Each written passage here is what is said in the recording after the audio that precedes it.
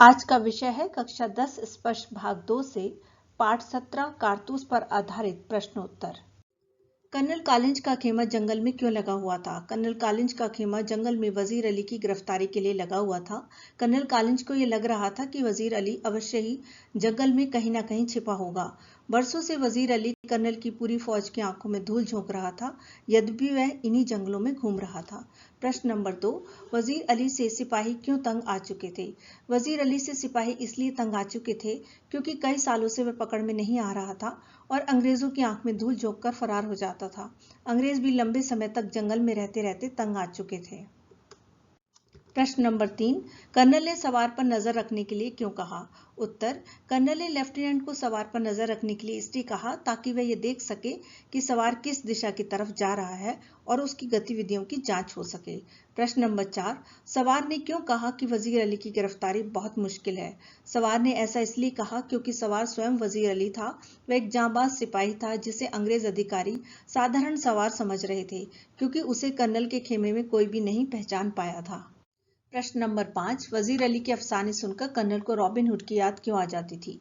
वजीर अली के अफसाने सुनकर कर्नल को रॉबिन हुड की याद आ जाती थी क्योंकि उनको जंगल में डेरा डाले हुए हफ्तों हो गए थे, फिर भी वजीर अली भूत की तरह हाथ नहीं लगता था। इसी प्रकार रॉबिन हुड भी जंगलों में घूमता रहता था पर किसी के हाथ नहीं लगता था। प्रश्न नंबर 6, सादत अली कौन था? उसने वजीर अली की पैदाइश को अपनी मौत क्यों समझा? सादत अली वजीर अली का चाचा और आसिफउद्दौला का भाई था। वजीर अली के पैदा होने को सादत अली ने अपनी मौत ही समझ लिया था क्योंकि वजीर अली के पैदा होने के बाद अब वह अवध के सिंहासन को हासिल नहीं कर सकता था। प्रश्न नंबर 7, सादत अली को अवध के तख्त पर बिठाने के पीछे कर्नल का क्या मकसद था? सादत अली अंग्रेजों का दोस्त था और भोग विलास में रहना पसंद करता था।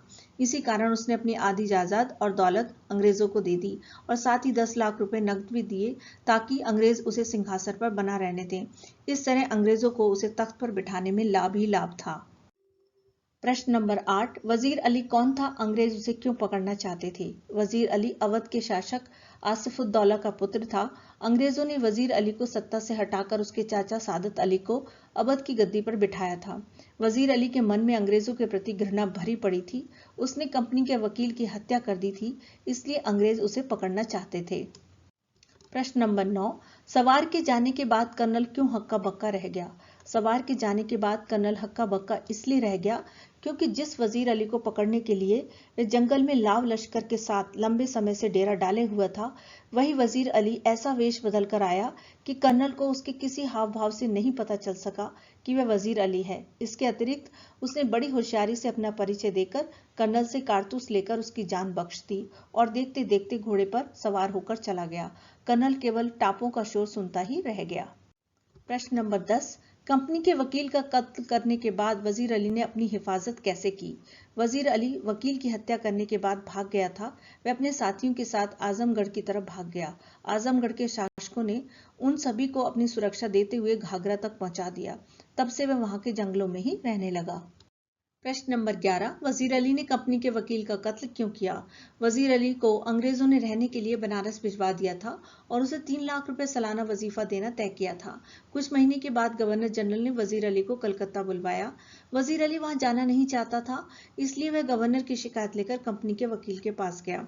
शिकायत पर ध्यान न देकर वकील ने वजीर अली को भला बुरा सुना दिया।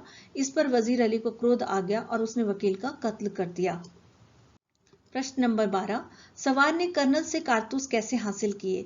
वजीर अली अकेला ही घोड़े पर सवार होकर कर्नल के खेमे में पहुंच गया। उसने कर्नल से अकेले में मिलने के लिए कहा और कर्नल को ऐसा दिखाया कि वह वजीर अली के विरुद्ध है और कर्नल सवार की इस बात से सहमत हो गया। वजीर अली ने कर्नल से 10 कारतूस मांगे तो कर्नल ने उसे कारतूस दे दिए। इस प्रकार सवार ने कर्नल से कारतूस हासिल किए। प्रश्न नंबर 13, वजीर अली एक जांबाज सिपाही था, कैसे? स्पष्ट कीजिए। वजीर अली अंग्रेजों के खेमे पर अकेला चला गया। कर्नल से कारतूस लेने के पश्चात उसने अपना असली नाम भी बता दिया। अंग्रेजों द्वारा उसे अवध के तख्त से हटा दिए जाने पर भी उसने पराजय नहीं मानी। अंग्रेजी सेना को महीनों तक अपने पीछे दौड़ाता रहा परंतु उनके हाथ नहीं आया। वजीफे की रकम मुश्किल में डालने वाले कंपनी के वकील की हत्या भी कर दी।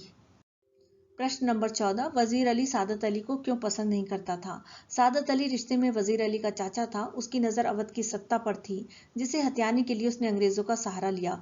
इससे वजीर अली के मन में अंग्रेजों के प्रति घृणा भर गई। सादत अली और अंग्रेजों के इस व्यवहार से उसे दर दर भटकना पड़ा, इसलिए वजीर अली सादत अली को पसंद नहीं करता था।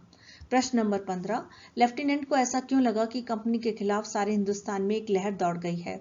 देश में अलग अलग अनेक स्थानों पर राजा एवं नवाब कंपनी का विरोध कर रहे थे।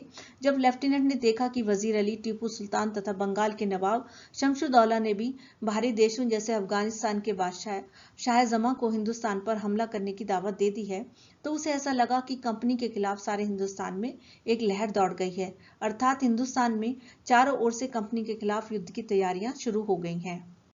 प्रश्न नंबर 16, वजीर अली की चारित्रिक विशेषताओं का उल्लेख कारतूस पाठ के आधार पर कीजिए।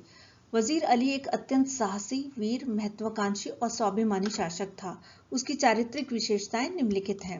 साहसी, वजीर अली के साहस की जितनी भी प्रशंसा की जाए वह कम है। कर्नल के कैंप में घुसकर उससे कारतूस लाना और उसे अपना नाम तक बता देना उसके साहस को दर्शाता है। स्वाभिमानी, वजीर अली इतना स्वाभिमानी है कि वह कंपनी के वकील की अपमानजनक बातों को सह नहीं पाता और उसकी हत्या कर देता है। देशभक्त, वजीर अली एक सच्चा देशभक्त है। अवध की सत्ता छिनने के बाद भी अंग्रेजों को देश से खदेड़ने के लिए प्रयास में लगा रहता है। नीति निपुण, वजीर अली एक नीति निपुण योद्धा था। वह अंग्रेजों को चकमा देने में कामयाब रहता है। वह अपनी ताकत बढ़ाकर सादत अली को सिंहासन से हटाकर और अवध के सिंहासन पर अपना कब्जा करने और अंग्रेजों को हिंदुस्तान से बाहर निकालने की योजना बनाता है। यदि आपको ये वीडियो पसंद आई हो तो प्लीज़ लाइक करें, मित्रों के साथ शेयर करें तथा बेल आइकॉन को प्रेस करना ना भूलें, ताकि आपको मेरी नई वीडियो की नोटिफिकेशन मिलती रहे। धन्यवाद।